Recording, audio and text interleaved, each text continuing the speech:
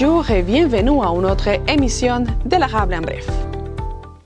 L'année 2024 pour la ville de Princeville a été marquée par des investissements records dans des projets de logement qui anticipent une croissance démographique rapide d'ici à 2029.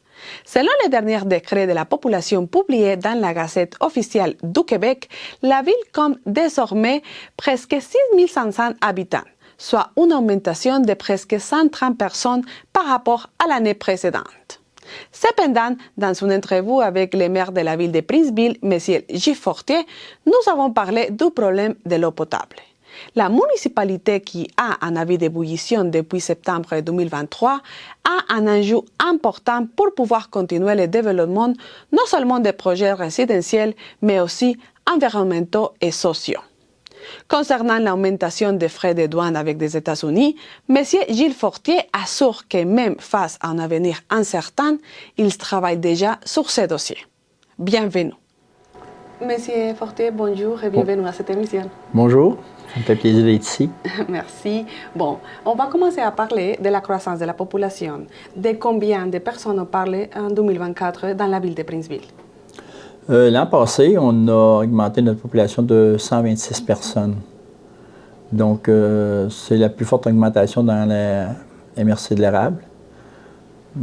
Mais c'est correct. Là, on est à tout près de 6 500. Probablement que d'ici quelques années, on sera peut-être rendu à 7 000. Parce qu'on voit qu'il y a beaucoup de projets. Mais ça, c'est de l'inconnu. On continue à travailler pour les gens d'ici, à essayer d'améliorer notre municipalité.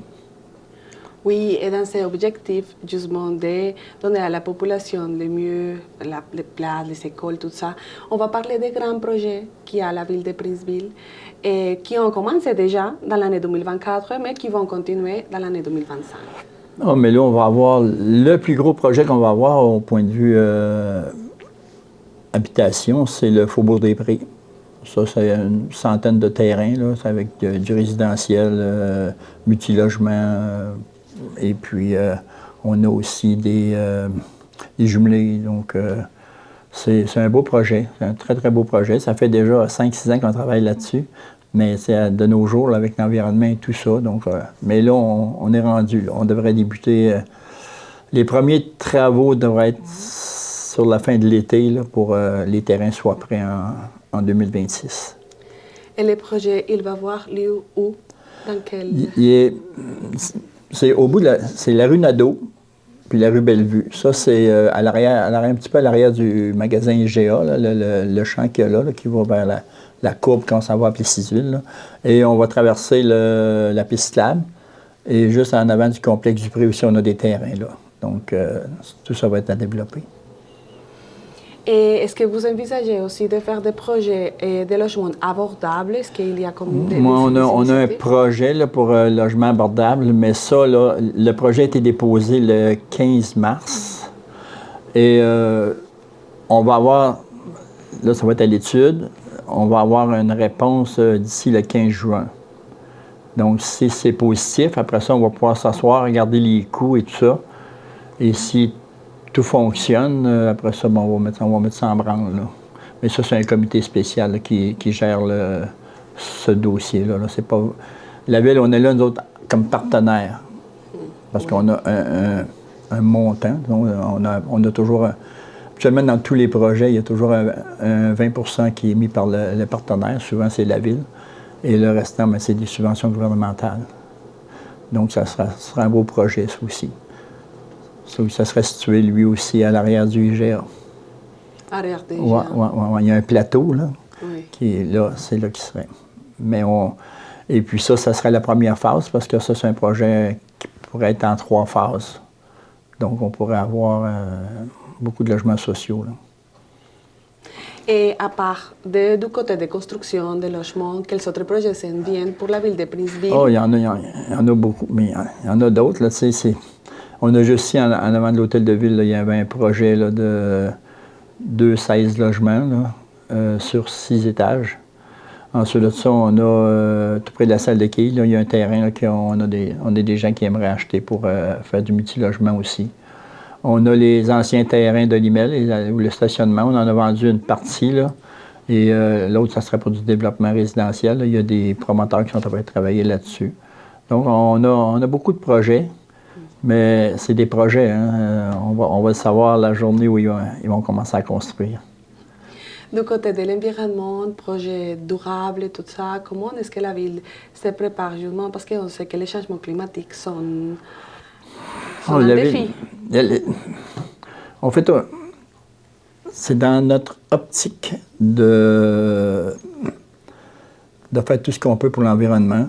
Mais ça, c'est tout de même des coûts. Hein. On ne peut pas dire demain matin, tous nos bâtiments, souvent, sont au gaz naturel. On ne peut pas dire demain matin, on enlève tout ça. Là. Et ça prend de l'argent, ça prend des subventions, ça prend aussi le bon procédé. Là, il y a des endroits qui étaient au gaz naturel ou bien au mazout lourd. Là, et ils ont abandonné ça, sont allés avec de la bioénergie. Là, et ça n'a pas fonctionné parce que les coûts étaient vraiment élevés. Donc, il faut tout calculer ça, mais on fait ce qu'on peut. Là, c'est sûr que dans nos futurs véhicules, on aimerait avoir de plus en plus de véhicules électriques aussi, mais il faut y aller tranquillement. Parce que sans ça, les coûts sont élevés aussi quand on fait la transformation. Oui, et aussi, vous devez résoudre maintenant, M. Fortier, une problématique avec l'eau potable. Qu'est-ce qui s'est passé avec ça? Parce que ça a commencé en 2023. Dans quelle étape? Le problème qu'on a eu avec ça, c'est que puis ça, on ne le savait pas du tout, là. Au ministère de l'Environnement, quand tu approches quand tu es tout près de 6500, comme nous, avec le système qu'on avait, avec une filtration naturelle, les autres, ils ont dit que ça nous prendrait une autre filtration. Donc, c'est ça qui est arrivé. Et ils ont tout de même décidé sans vraiment nous avertir, ils ont dit, à telle date, ça va prendre un avis d'ébullition. On s'est conformé. On a mis l'avis d'ébullition. Notre eau n'était pas moins bonne en septembre qu'elle était en juin, mais en tout cas, la demande a été faite.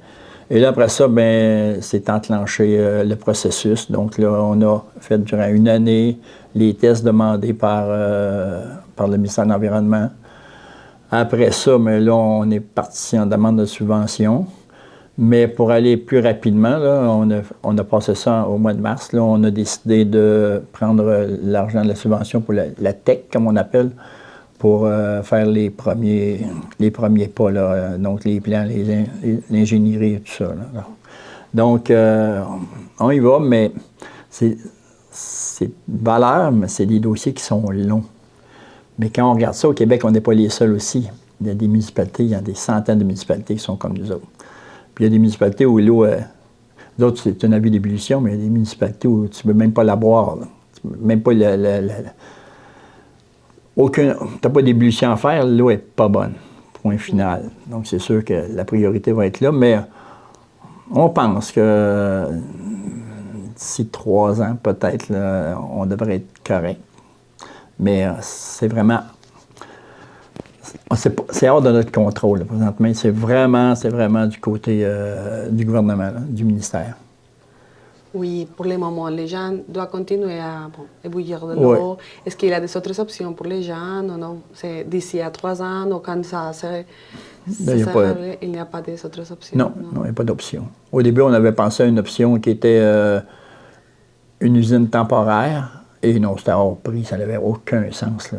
Non, moi, j'ai jamais compris pourquoi c'était dispendieux de même, mais non, ça n'avait pas de sens. Puis là, il fallait prendre des connexions. Là. Non, là, on va aller comme ça. Puis pour tout de suite, mais ça fonctionne. On ne sait pas ce qu'on préfère, mais regarde, on n'a pas été averti d'avance. Ça va été averti il y a 3 ans. T'sais, ça aurait été correct, mais non, il est arrivé. C'est bizarre parce qu'on aurait été 6 000 de population pour être correct. Là, il a effectivement arrivé très rapidement. Oh, ben oui, c'est arrivé rapidement. Là. Ils nous ont dit, c'est ça. Je ne peux pas en dire vraiment plus, je ne peux pas en dire. Je ne peux pas dire tout ce que je pense, là, mais Oui. on va suivre ce qu'ils nous demandent. Donc, on va arriver un jour, on va voir. Puis, ce qu'on veut mettre en place, c'est pas une affaire qui va durer 5 ans. Là. C'est une usine là, qui va durer 50, 60, 70 ans. Là. Donc, c'est important de faire ça comme il faut. D'accord. On passe au dossier des sports. C'est le centre sportif Paul de la Sablonnière de Princeville, c'est la ARENA. Bon, est-ce que les travaux d'agrandissement sont déjà terminés ou quand? Bon, là, présentement, c'est pas mal terminé. Il reste des petites choses, là, mais c'est pas grand-chose. Mais oui, c'est terminé. Ça a débuté l'an passé à peu près à cette date-ci, vers le 15-16 mars. Et l'ARENA, la glace était prête pour le 13 septembre. Les travaux ont vraiment bien été. Les coûts ils ont été à peu près ce qu'on pensait au début. C'est normal que tu as toujours on travaillait dans du vieux, donc c'est sûr qu'il y a eu quelques coûts additionnels, mais pas beaucoup. Là. Le dossier était vraiment bien géré. Là. Nos gens à loisirs, là, ils ont fait un gros travail. Et là, vraiment, tu sais, un aréna comme on a présentement, là, si tu la ferais bâtir, c'est autour de 35 millions. Là. On a mis 10 millions dedans depuis, parce qu'il y a 3 ans, on avait mis 3 500 000, on a rajouté 6 500 000, mais là, on a eu aussi des subventions là-dessus, qui est à peu près de 4 millions, quelque chose. Donc, c'est certain, mais là, on a vraiment un aréna qui va être là pour plusieurs années. Puis, c'est employé, tu sais, il y a toujours du monde là. On a un club junior 3, on a un club senior, là, on a le hockey mineur, on a le patin artistique, c'est toujours employé. Donc, ça valait la peine. Mais là, on a quelque chose de beau, là. Oui, vous pouvez, quand même, les gens peuvent l'utiliser. Vous avez fait déjà des tournois et tout. Ah, oui. À partir du 13 septembre, tout est parti. Non, puis eux autres, ils ont continué les travaux, mais c'était plutôt en dehors. Tu sais, on a fait une autre chambre des joueurs, là, et donc, mais ça n'empêchait pas de jouer au hockey, là. Parfait. Et si je ne me trompe pas, il y a aussi comme des travaux dans la piscine. Oui, ça, la piscine, est à Princeville, mais c'est le centre aquatique de l'Érable. Donc ça fait partie des supralocaux. Là, et oui, il y a eu avec l'argent que la MRC a mis avec le fonds régional, là, le FRR, qui était autour de 250 000 plus une subvention qu'ils ont eue d'un programme gouvernemental. On va avoir mis à peu près 800 000 là, en rénovation à l'intérieur, mais c'était vraiment dû. Là, ça ne fonctionnait plus. Là. Donc, non, là, il va y avoir quelque chose de bien. Là. Oui, puis ça fait partie des supralocaux. Donc, puis la MRC, pour les maires de la MRC, là, la direction générale, c'est important d'entretenir nos supralocaux. Tu sais, on a 3, on a le Mont Pic, le parc linéaire, on a ici le centre aquatique et on a en plus le parc des Grandes Coulées, qui lui appartient à la MRC. Donc, on met de l'argent à peu près partout pour essayer de faire fonctionner ça. Oui, beaucoup. Là, ça va bien. Les maires sont conscients que c'est important. Parfait. Oui. Et on va parler d'un sujet très important qui sont les élections. Monsieur Fortier, est-ce que vous avez l'intention de continuer comme maire de Princeville? Combien de temps? Oui, bien, c'est sûr que j'avais l'intention de faire un autre 4 ans. Ce qui est important, c'est que j'ai une très bonne santé. C'est ça qui est l'affaire. Si j'aurais eu une santé moyenne, là, probablement que j'aurais. Mais j'ai une bonne santé, puis je pense que dans les 4 prochaines années, là, s'il va y avoir. Tu sais, moi, ça fait 22 ans que je suis ici, là, comme maire, là, et je pense que les 4 prochaines années vont être les plus difficiles. À cause de l'incertitude économique. Moi, je suis habitué de fonctionner avec des plans là, qui sont bien établis, puis qu'on sait où on s'en va parce qu'on a eu des études avant. Mais là, tu ne sais pas. Le président américain, il se lève un matin, il est à droite, l'après-midi, il est à gauche, le soir, il est changé de bord. Là, on s'en va où? On ne sait vraiment pas. J'ai l'impression que d'ici 2 ans, on va savoir un peu plus où on s'en va. Mais là, présentement, là. Mais moi, c'est ça. Il y a le dossier de l'eau, premièrement, ça, il faut régler ça. Il y a le dossier comme préfet, et ça tient à cœur aussi, moi, le dossier des éoliennes. Là. Tu sais, les projets éoliens, le connectif des sommets, ça, c'est important. Moi, je pense que les municipalités, là, la seule façon qu'on va pouvoir continuer à investir dans nos infrastructures, puis dans l'amélioration, puis dans la nouveauté, ça va être ça. Parce que le foncier a atteint sa limite, là. Tu sais, c'est beau taxer, là, mais je pense qu'elle a atteint sa limite dans bien des endroits. Donc là, quand on a la chance d'aller chercher des revenus en surplus, on ne peut pas passer à côté de ça. Puis le collectif des sommets, là, qui est 3 MRC ensemble, là, donc l'Aubinière, Appalaches et l'Érable. Et c'est des projets, là on a un projet là, avec Pattern Energy là, dans les Appalaches. Mais après ça, les projets là, vont un dans l'autre, ils vont, parce que là, il y en a un premier, il va partir, il va en avoir un deuxième, il va en avoir un troisième, puis ça va se chevaucher, ça. Tout à l'heure, il s'agit de regarder ce qui se passe là, dans l'Est, de la Gaspésie aller jusqu'à Montmagny. Là, eux autres, ça fonctionne. Ils sont ensemble. Il y a des endroits où les municipalités ne paient plus de quote-part au MRC parce que l'argent vient de là. Il faut pas. Non, il faut vraiment aller là. Je pense que l'avenir est dans l'énergie. On ne peut pas passer à côté. Mais c'est pour ça que les prochaines années, là, ils vont être importantes. Puis, c'est pour ça que je vais me représenter, mais la condition, surtout que j'en connais une très bonne santé, c'est ça qui est. Mais c'est 4 ans, tu sais, oui. c'est pas juste une année, là. Mais on va débuter. Mais j'avais un bon conseil municipal aussi, là. Il va en avoir, je pense qu'il y en aura quelques-uns qui vont se retirer. On va voir avec les nouveaux, là. Mais ça a toujours bien été. Ça va fonctionner encore. Et il y a aussi bon, comme tout le monde le sait, il y a maintenant des augmentations dans les tarifs douanières avec les États-Unis de 25%. Et bon, vous avez parlé un peu sur ça, mais vous êtes inquiète, oui, mais de quelle façon vous allez rassurer les gens justement dans ces moments d'incertitude économiquement? Rassurer les gens, c'est difficile quand on ne sait pas vraiment où on s'en va. Mais le monde, depuis qu'il est monde, il y a toujours eu des choses qui sont bizarres qui sont arrivées. Et là, on en vit une. Tu sais, on a vécu, c'est pas pareil, mais on a vécu la pandémie il y a 5 ans. On est passé à travers. Là, ça, c'est une sorte de pandémie qui nous arrive, mais d'une autre façon. Mais je pense qu'on va passer à travers. C'est le temps de se réajuster, puis de voir une économie faite d'une autre façon. Mais le Canada va rester le Canada, là, tu sais, 51e État, là, il a beau rêver, là, mais on est capable de vivre aussi.